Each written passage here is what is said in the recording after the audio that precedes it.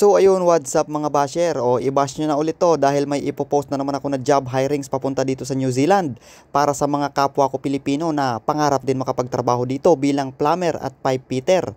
So ayun, hiring ang Rensol Recruitment.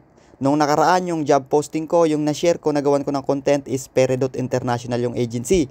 Ngayon naman is Rensol Recruitment. So pareho lang yung posisyon na hinahire nila, plumbers and pipe fitter mga master.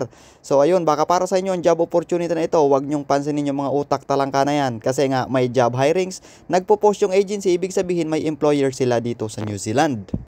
Para makasigurado kayo, pwede nyong bisitahin ng Facebook page ng Rensol Recruitment. So ayun sa kanilang post, job alert for ex-ANELMEP workers looking for an opportunity in New Zealand. We're hiring plumbers and pipe fitters with a solid work history and finished contracts. Visit our office located at 3rd floor, Unit 305 to 309 Panorama Building, 825 EDSA South Triangle, Quezon City from August 20 to 30, 2024 and bring your resume, employment certificates, training certificates and valid passport qualifications, experience in hospital projects. Proficiency in English, essential, strong record of good performance is highly preferred. Don't miss it out, apply now.